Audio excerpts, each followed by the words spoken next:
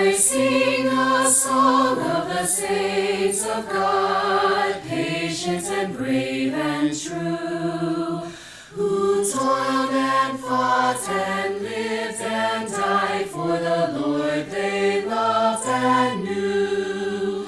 And one was a doctor, and one was a queen, and one was a shepherdess on the green. They were all of them saints of God, and I mean, God help me to be one too. Hello and welcome to Tea Time Theology. My name is Taylor Wilkie, your host for this episode, and today I'm joined by the Reverend Dr. Johnathan Malone, the Pastoral Associate of St. Luke's Episcopal Church in East Greenwich RI. This season on Tea Time Theology, our topic is Bumper Sticker Bible, where we will be talking with clergy about commonly seen religious sayings, mostly seen on the backs of other people's cars. Today, Johnathan has chosen the topic, God's Guns, Country. Can we add sound effects behind that? God's guns and country, woohoo! Yeah. Maybe some, gunshot fire, Yosemite Sam, something like that. We'll try. We'll see. Probably not, though, because I'm a lazy editor. Welcome, Johnathan. Thanks, Taylor. It's great to be here. Yeah. The first thing that we're going to touch on might be a bit controversial. I'm not sure. It's the elephant in the room. It's the elephant in the room. No one knows because this is audio only. Right, but there is an elephant in this room. Johnathan actually isn't an Episcopal priest.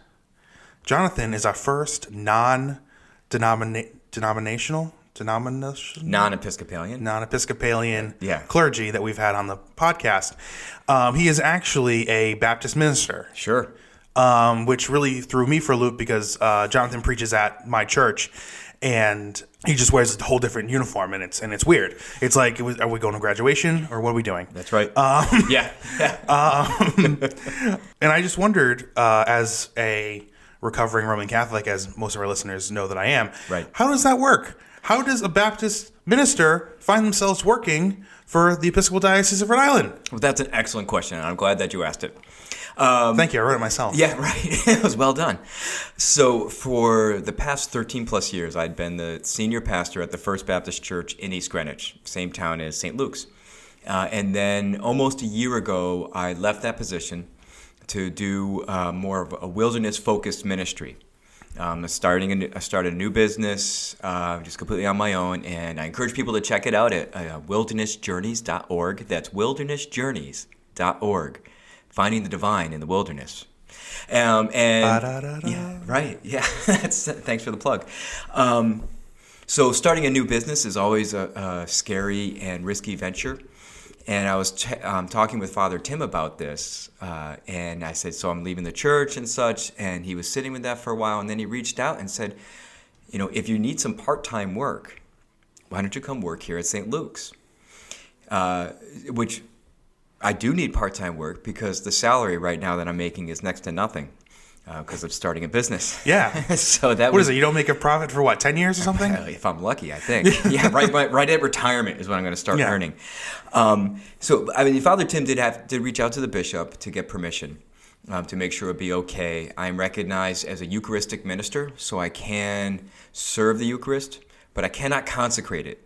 So you'll notice that when Father Tim is saying the prayers of consecration and such, I am not standing anywhere near or around, so that people don't get the sense that I have the ability to do that as well. I also don't wear a clerical collar on Sunday mornings because I don't want people getting confused to think here's another priest. There are certain things I can do. I can pray with people. I can sit with them. Like all good pastors should be able to. But as a Baptist, our ordination, the way we view communion is different. The bread stays bread, the wine stays wine, and we typically use grape juice. And so we don't have that sense of something different, something changing or happening. And that's an important distinction to hold on to, and I want to really respect that. So that's why I'm not standing there. But because I do have permission, and part of what to serve it, part of what I do, in addition to being there on Sunday mornings, is I visit the shut-ins. And I do wear a clerical collar for that. Not to say, hey, I'm a priest, but more to say I'm representing St. Luke's, the Episcopal Church, And also a number of the folks are older in years, and I don't need to try to explain to them who I am and such. They just want to know that they got visited and they got to take communion. So that's how that works. There's obviously a whole story behind my leaving being a parish-based minister and doing what I'm doing. I'm happy to do that another time, to share that story another time, but that's how I ended up here. And I'll have you know, and the listeners should be aware of this, preaching at an Episcopal church is tricky for a Baptist. And by the way, I'm an American Baptist. And there's a difference? Oh, there's so many differences. I think there's a new Baptist group that forms every day. And then like 2 more die every day. So it's a weird, but like the biggest group that's known are the Southern Baptist. They tend to be much more conservative. They don't allow women to be ordained or to teach. American Baptist, we do. There's just more of a theological diversity amongst the American Baptist, and I could get into all that history as well. But yes, I'm ordained with the American Baptist churches. And the tricky part with preaching is keeping the sermon short. And you've heard me preach a couple of times, and it may not seem like I'm preaching a short sermon, but every time I'm like, I just got started and I had to stop. So I have all this pent-up preaching in me, and Taylor said it's totally fine for me to just let it out here. So just buckle up, everyone. You're going to get all that extra sermonizing, and sermonizing is a word, look it up. It's coming out in this podcast, on this episode, for free. Trademarked, TM. Sermonizing. Does that kind of answer what you were getting at? Absolutely. Oh, good. Absolutely. And it's interesting that, like, you say you have, like, more to give on a Sunday than what you do. So you're obviously coming from a Baptist place where, like, sermons can go for hours and hours on end. But I'm coming from a Roman Catholic standpoint where, like, if service goes over 45 minutes, people are walking out. Oh, sure. Like, it's like, that's it. Like, You got us 45 minutes. It's a hard out at 50. We're sorry. I got my folks used to services lasting usually an hour and 15. Okay. And to an hour and 30, they would be okay. Once I got over that, they would start to grumble and say, what's this all about? But, I mean, we don't do communion every Sunday. Right. The focus of the service in the Baptist tradition is the sermon.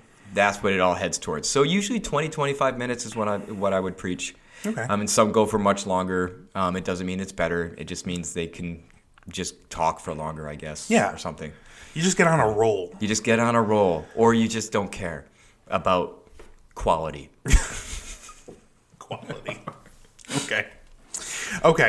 So now we're going to get into the meat of the episode. This is fun. I guess the first question I kind of try to ask is, where do you see this most often? Because you're the one who chose this topic. Right. Not me. I haven't seen this anywhere. I've heard people say it, but I've never seen it anywhere. So where do you most often see it? Well, so, little disclaimer. I try to ride my bike as often as possible, so I don't actually get to read a lot of bumper stickers. Because you're an abject terror that you're going to be killed by a car? I'm an abject terror that I'm going to be killed by a car. Yeah. Yes. That's my fear. And if I'm like reading the bumper stickers, then I'm too close. Exactly. Yeah.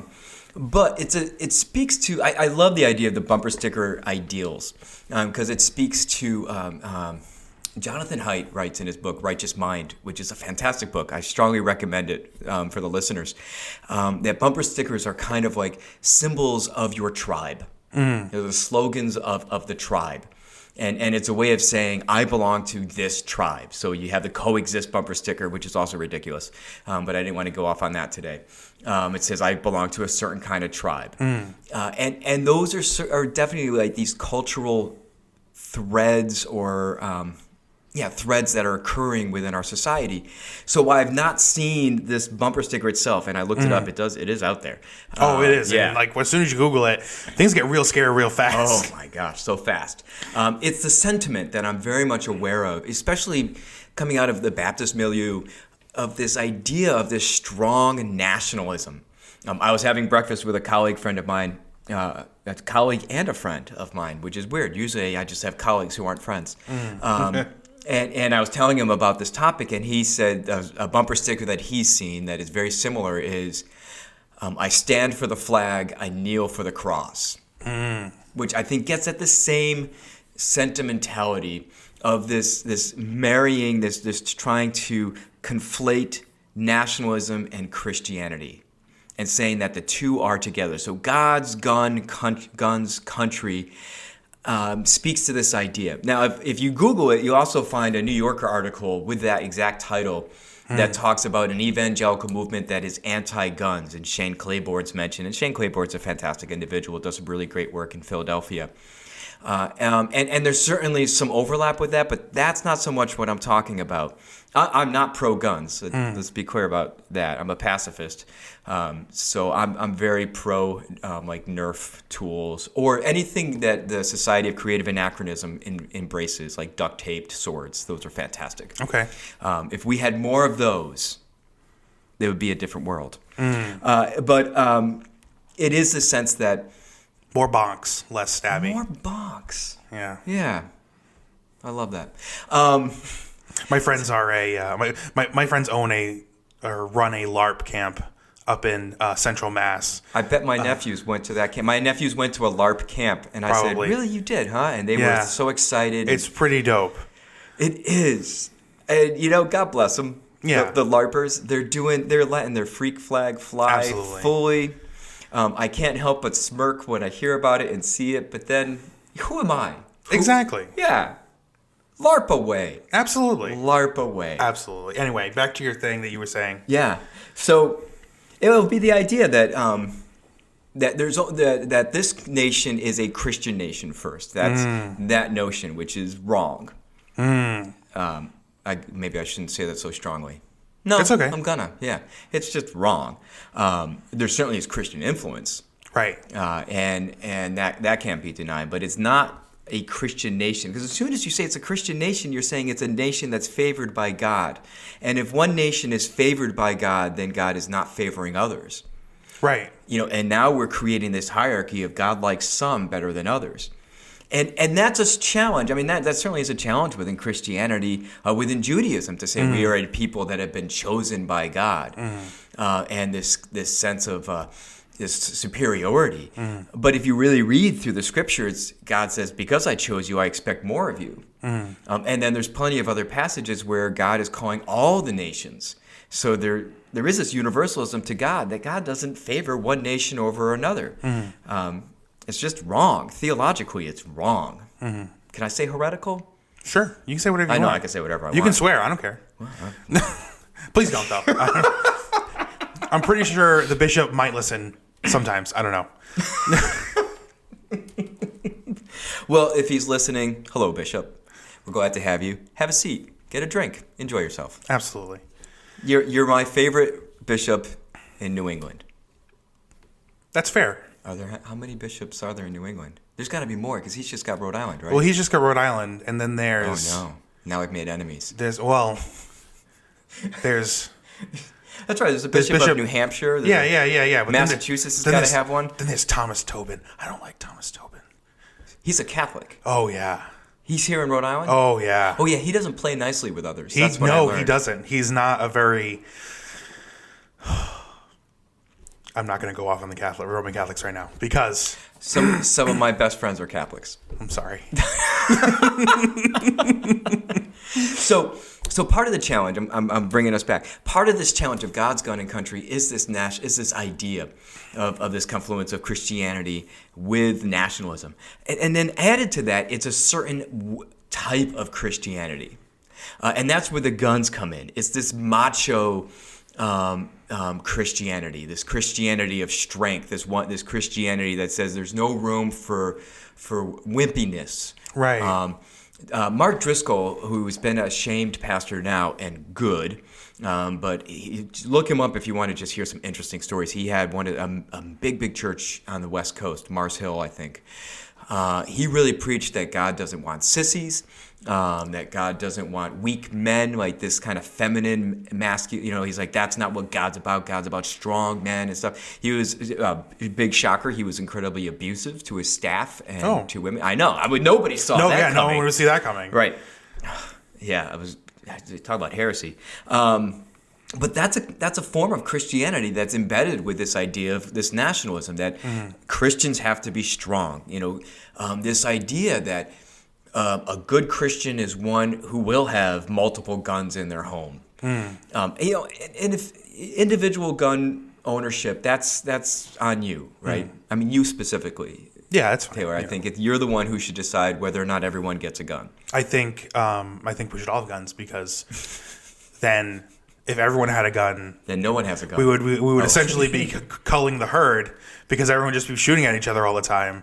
And the dumb people who get up, sorry, you know what? No, I'll finish the thought. I don't care. Yeah, finish this thought. The dumb people who get other people so upset that they get shot, they just shouldn't be being that dumb. And then the other people who are shooting the dumb people will get shot because they're shooting at somebody.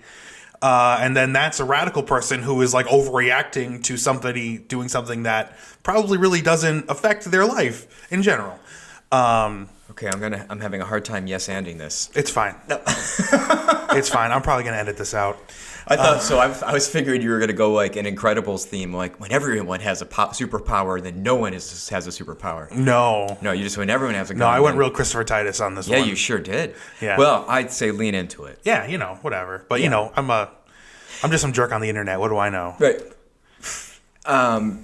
So I think the idea, so individuals having guns, that's one thing. Guns for, if you feel like you need a gun for protection, okay. If you feel like you need a gun for hunting, that I actually would completely support that. I think that makes sense. If you're going to eat the animal, you hunt. Yeah. Yeah. Don't just shoot it and walk away. That's sinful. Yeah, it's wasteful. It's wasteful. God frowns on that. I have a buddy who's really getting into hunting lately, and he hasn't bagged anything yet. He's gone out, but he hasn't caught anything. Oh. But he keeps threatening to give me venison so I can make him sausage, venison sausage. Do you make sausage already? I do make sausage. Can you make Vienna venison sausage? Probably, yeah. Because it's just the two V's. Yeah, it's alliteration. You get the alliteration. I wish I had another thought in there, but I don't. Yeah, no. Maybe if it was a vulture of Vienna, vulture venison. Yeah. I don't know if that's venison anymore. I don't know.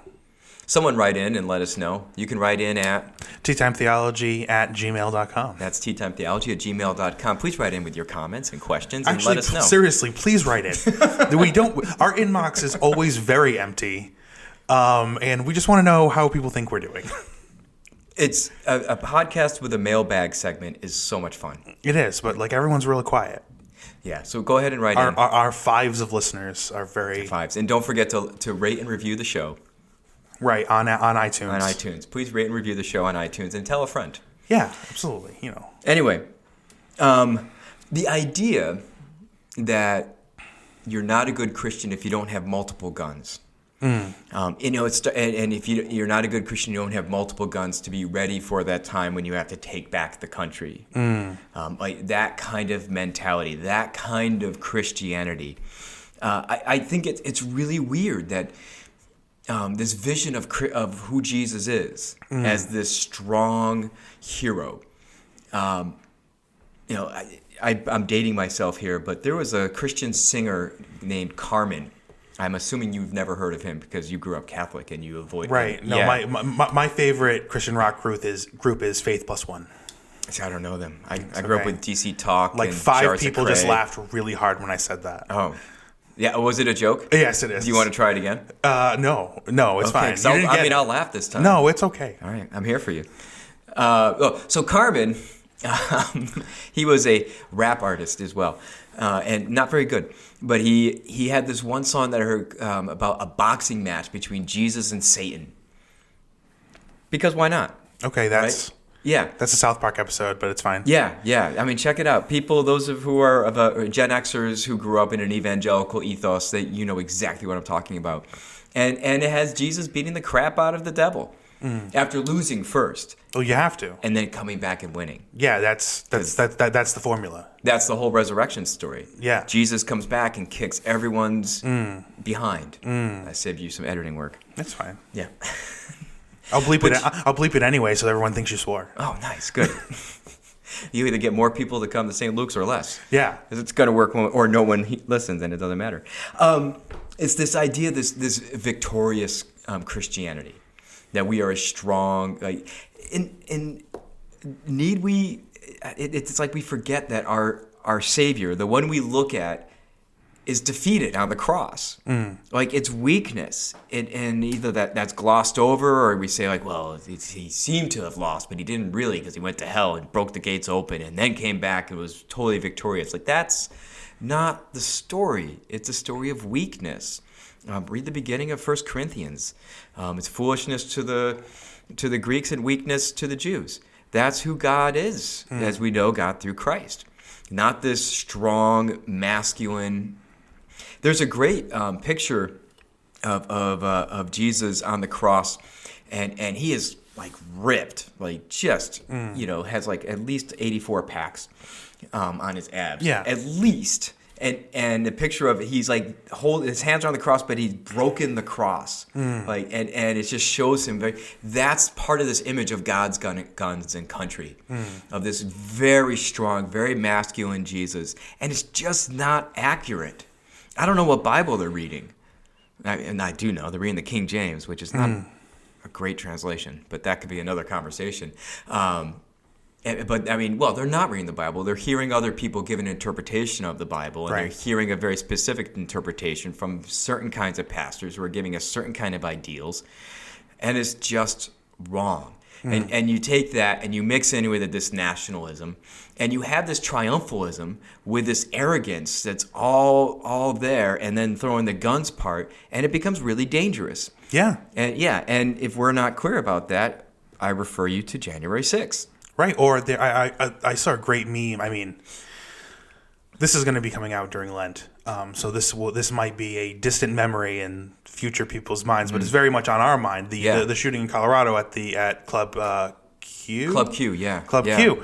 And since then, obviously, like the meme verse has gone crazy with that, and somebody has said, the most dangerous thing about going to a drag show at this point is the danger that a Christian will show up with a gun. Yeah. And is that the message that Christianity wants to be putting out there? That we're a militaristic people? Not really. No. I already said it, I already outed myself as a pacifist, and I think pacifism is an individual choice. I would never say, like, if you're not a pacifist, you're not a true follower of Jesus. That's between you and God. But there is a strong movement of pacifism within Christianity. I mean, the Quakers is as annoying as they can be. And boy, they are so self-righteous. It just drives me nuts sometimes. But do they embrace pacifism? Let's say they do. Okay. I mean, they've got to make those oats. I'm not checking.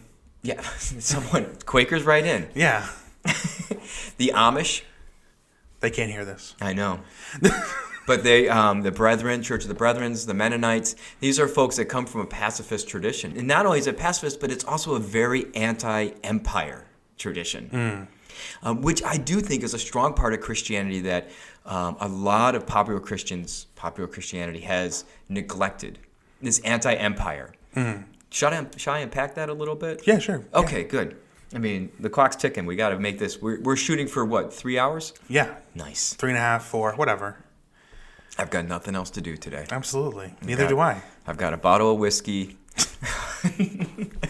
We're going to take our time. Yeah.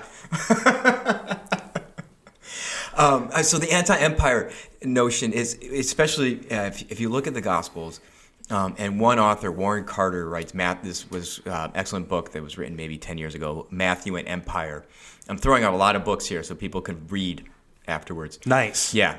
It's a reading audience, I understand. Yeah. He really points out how the way Jesus is depicted in the Gospel of Matthew is constantly contra Caesar.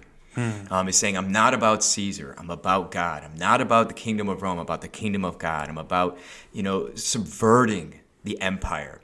And that was a strong part of Christianity in the very beginning, until about, 312 or something like that, where Constantine had this dream and put crosses on shields and said, hey, we won now, so God must be on our side. And then you have this kind of embracing of Christianity by empire, by Constantine. Yeah, I mean, and the whole calendar. It's the whole calendar. It's like we measure time.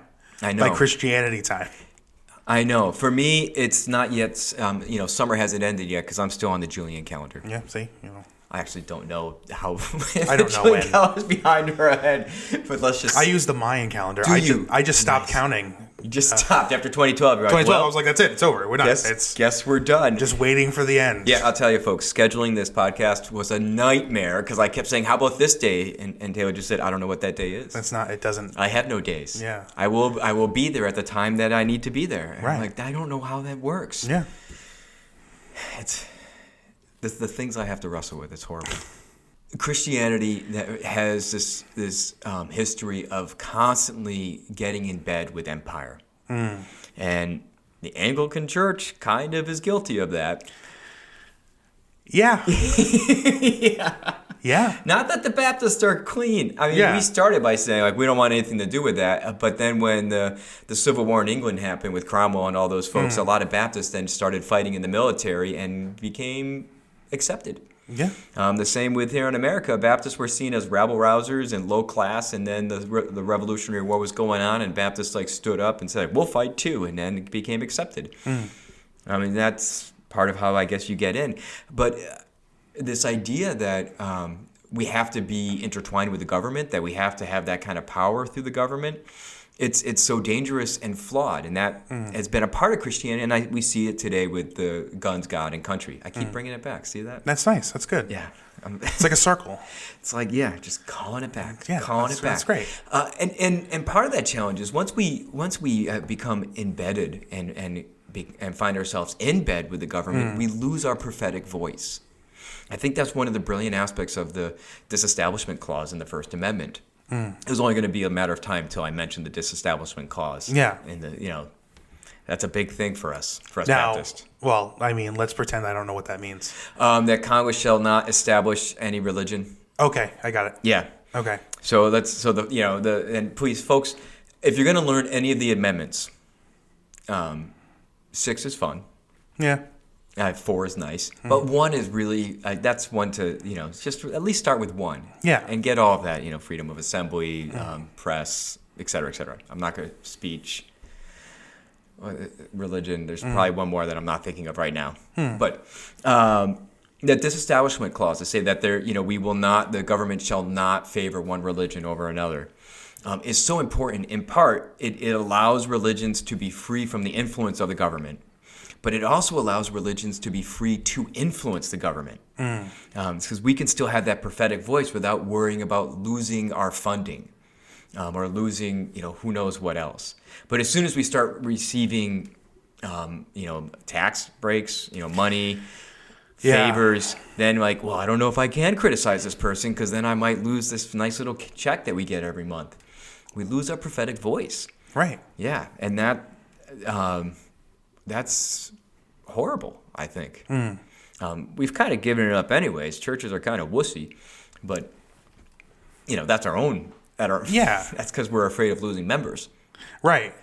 That might be another something else. Go ahead and be prophetic. I mean, not to shit on the Roman Catholic Church, but I don't think they care anymore about losing members. Why would you say that? I don't know. It's just why isn't anybody coming? Also, don't come in. That's just the general vibe I've been getting. Do you want to talk about your Catholic upbringing? You want to get into this? This is a safe space. I don't know. My parents listen, and they're still Roman Catholic, so. And they're still praying that you might get back. Right. No, and they're very proud that I'm running this podcast actually, Okay, because they're like, I'm like, at least it's for Jesus, At least it's for Jesus. Yeah, it's Roman Catholicism for me was not very. I guess I didn't vibe with it. Early life, it's okay because just something you're kind of doing.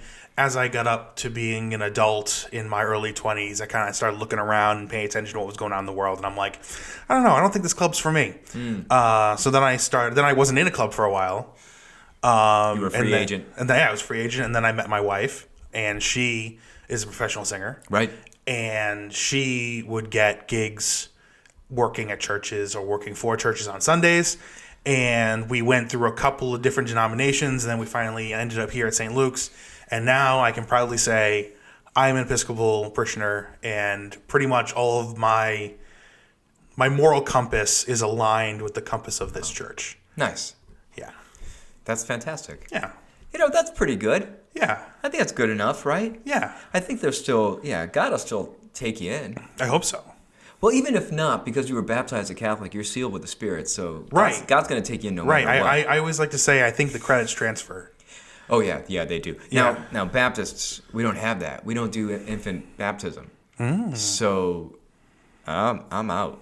You're out. You're going to be in purgatory with all the other unbaptized babies. That's what they say. We're in gonna Roman have a good time. Yeah. Or at least not a bad time. Right. We'll have a time. It's a lot of wet diapers. Purgatory will have a time.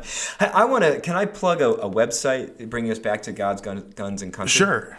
So first, before I plug the website itself, I want to say the place where I've really seen God's Gun and God is one God. God, Guns and Country is with Trump. Oh, I know. And that really does say something, that when churches are really embracing one political individual as a Messiah figure, which that's the language. It's unnerving. And it should be. And here, I'm now breaking the Goodwin law.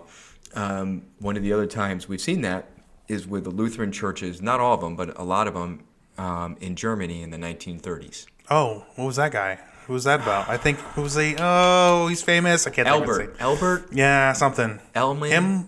Himsler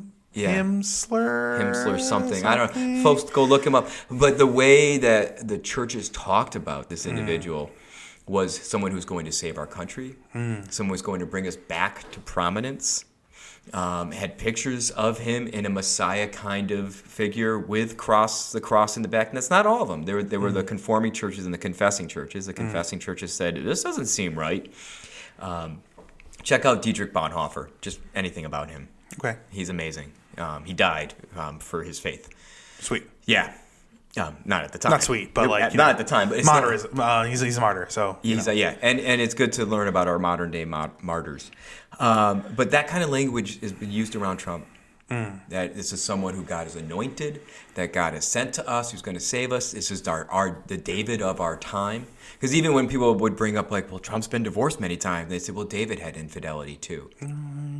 That's scary language, to say that God has anointed one person as a leader of our country. This kind of blind following of someone, and following that individual and no longer following Scripture or following Christ. I would say, but what do I know?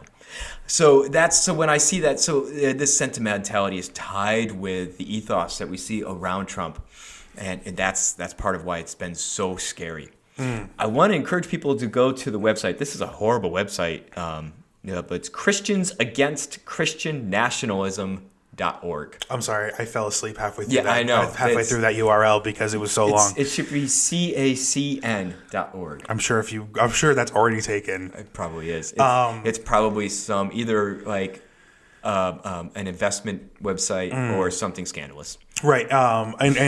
And before we continue about this, you did prep me for this on Sunday. Yeah. So I took a peek at it this afternoon, and Michael Curry is the presiding bishop. The presiding bishop of the Episcopal Church of America? USA? Yeah, I don't know. Let's go with the USA because America could be bigger. I'm a lover, not an expert. I look forward to your letters. And they can send those to? teatimetheology@gmail.com. teatimetheology@gmail.com. But this website is endorsed by Michael Curry. So everyone else has to now. When the presiding bishop endorses it, then all the Episcopalians have to get in line and also endorse it, right? Right. That's the idea. But also, I think Michael Curry is a pretty okay stand-up guy. He seems decent. My wife really loves him. Oh, okay. Because you're okay with that? Yeah, he's okay. Yeah. No, she loved the sermon that he gave at Meghan and Harry's wedding. That was a really good message. I haven't seen it. My wife. People tell me it was great. I keep wanting to YouTube it, but then I forget. But then you're hungry and you want to make a sandwich. Right. That's a Mike Birbiglia joke. So I want to give him credit. Mike Birbiglia. Birbiglia.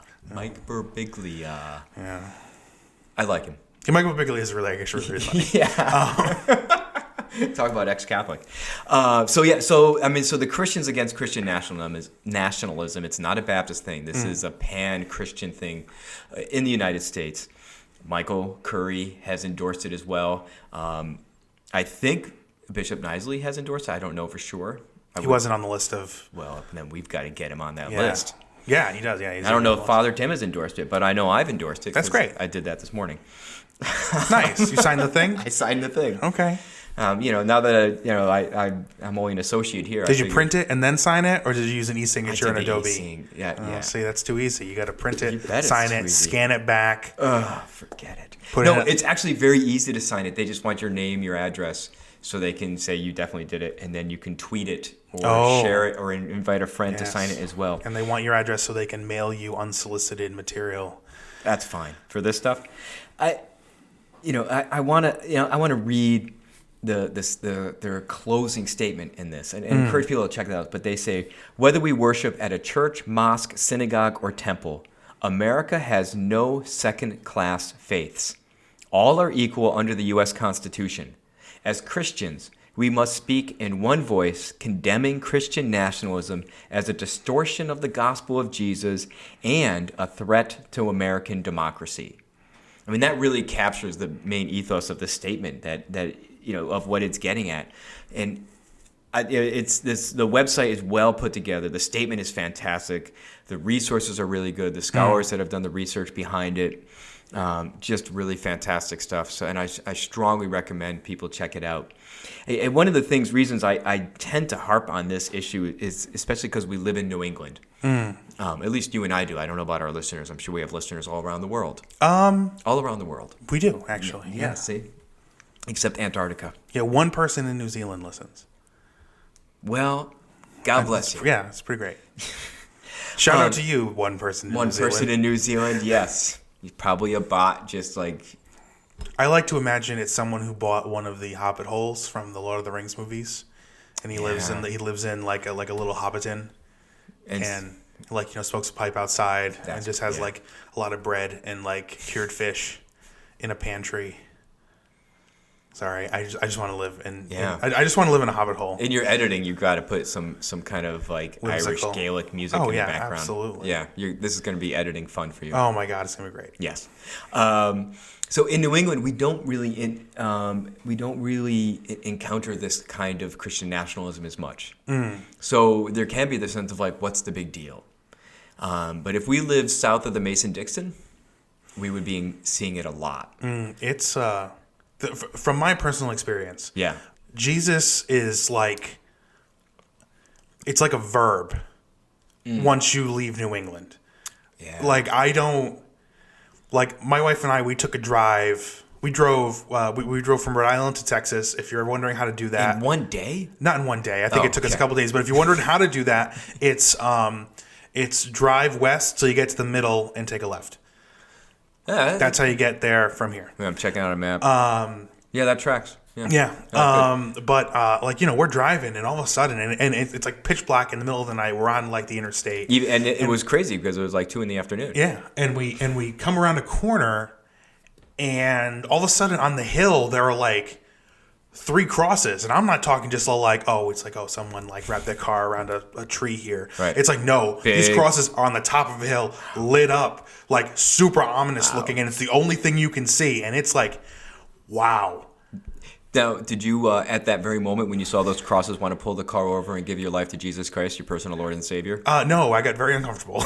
Then they did not do their job. Right, and then another time I was somewhere. I think I was in Tennessee, and I was on a work trip, and we were packing up the car outside the hotel room, and it had just snowed like 1/4 of an inch in Tennessee, and like you would have thought, which is a lot. It's so much for them. Like you would have thought it was like the apocalypse. Like as it was snowing outside, people were like, "We're never going to be able to leave our houses ever again."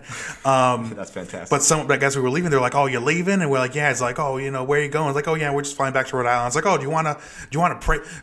Let's pray together." And like me and my work colleague, I'm like, I don't know. That's like a very uncomfortable thing for a New Englander to be asked to do. Yeah. But I come to find out that's a very common thing outside of this area of the country. And they touch each other too when they pray.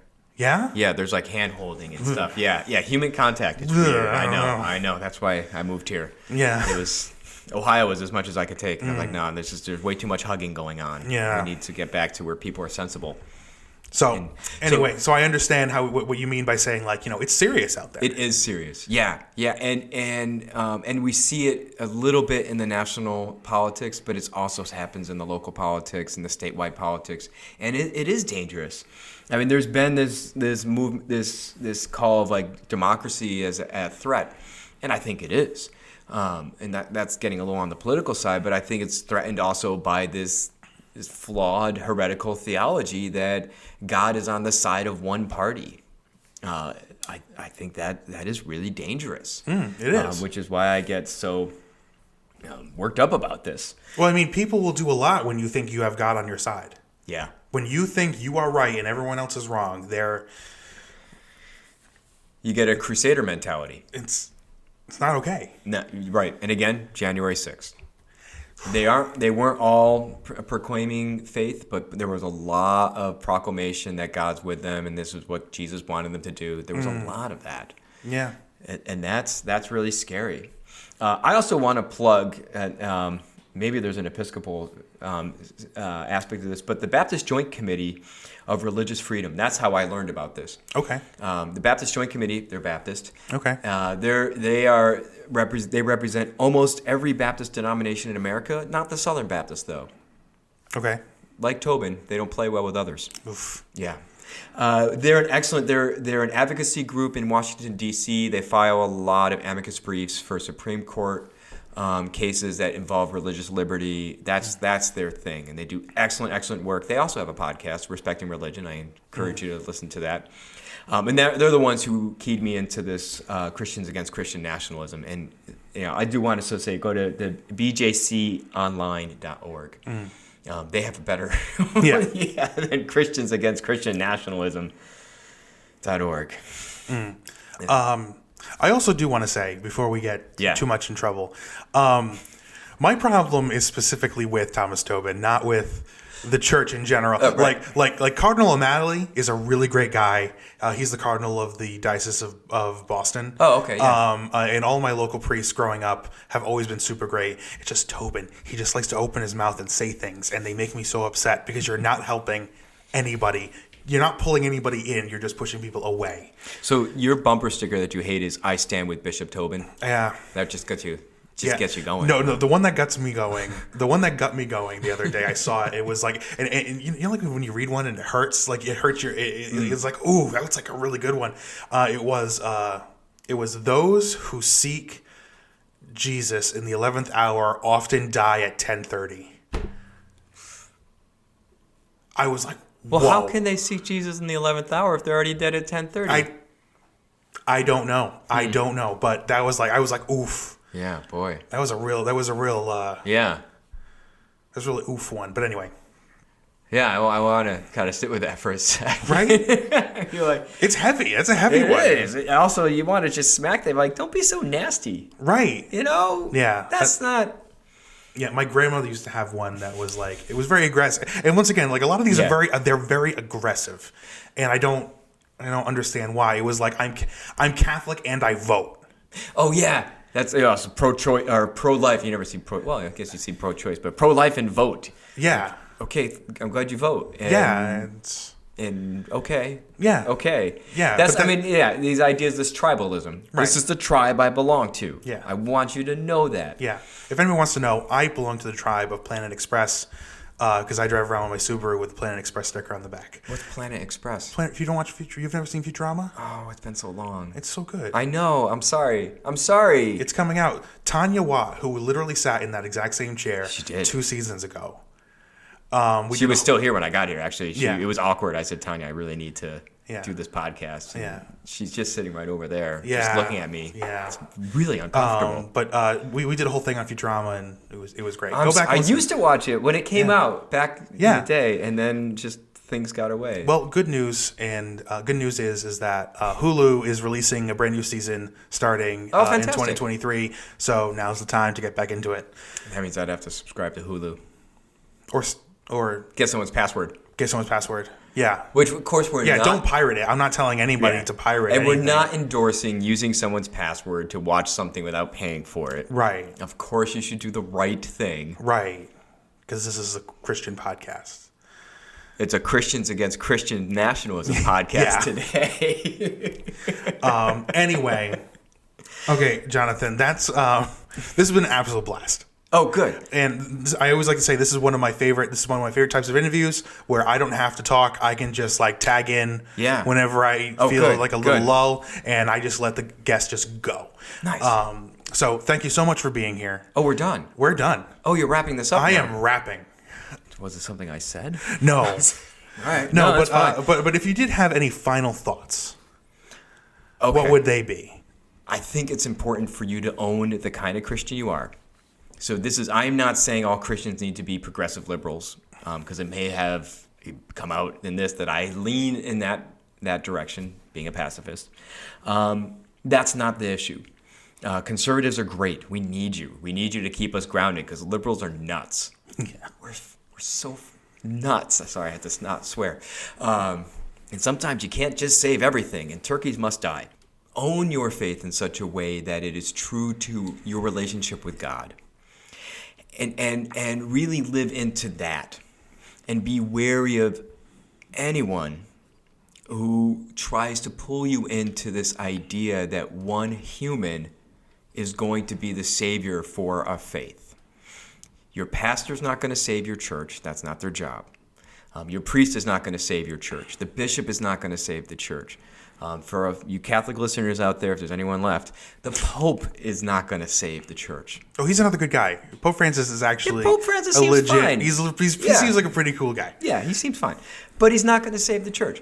That's not their job. Their job is to help shepherd and walk with us. We walk together. And certainly no political individual is going to save the church because no one can really be a full Christian and be a politician at the same time because you have to make decisions that are contrary to the Christian faith. Mm-hmm. You just got to do it. And that's something they've got to wrestle with. The only person that's going to save the church or individuals is Jesus Christ. Mm. That's who we give our allegiance to. That's who we follow. And in this season of Lent... Oh. See what I did there? I got confused because I'm all like, oh, it's Christmas time. Yeah, I know. No. In this season of Lent, it's so important for us to remember that we are walking towards a broken Savior. We're walking to a place where the empire... the political party in charge crucifies the one that we claim is our Savior. Mm. That's who we follow and no one else. Mm. Okay, that's it.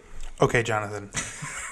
We like to wrap up our podcast by asking all of our guests if we want to hear you preach on a Sunday, where should we go? You should go to St. Luke's Episcopal Church in East Greenwich, Rhode Island, 02818. I can't give the address. I don't know that's the address. It's Pierce Street. We're on Pierce Street. Just drive up and down Pierce Street. You might go to the Baptist church, find preaching there are 3 churches on this street. Yeah. So you can go to the Baptist church, find preaching there, great people. What's the third church? The Episcopal church? What's the other one that's on I don't know. I'm pretty sure there's one right before. There's a Lutheran. There's another one somewhere. Yeah. There's like a Pentecostal church. There's a Lutheran church. Oh, yeah. I don't preach every Sunday. I'm there almost every Sunday, except for when I have trips. But you can always look online, and they might say when I'm preaching. But if you really want to hear me at my best, go to wildernessjourneys.org. Okay. And sign up for one of my backpacking trips. Okay. Or reach out to me and say I would like to go on a hike with you. And then we can just have a wonderful chat.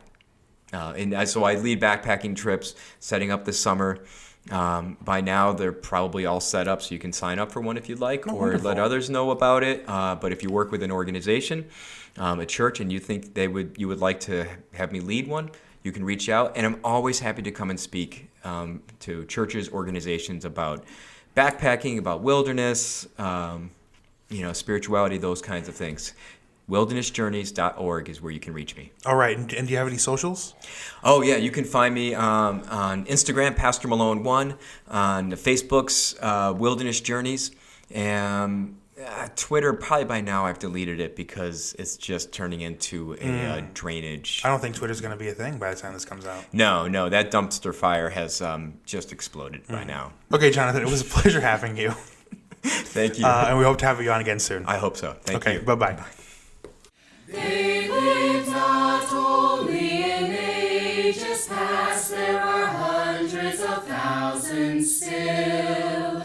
The world is bright with the joyous saints who love to do Jesus' will. You can meet them in school or in lanes or at sea, in church or in trains or in shops or at tea. For the saints of God are just folk like me, and I mean to be one too.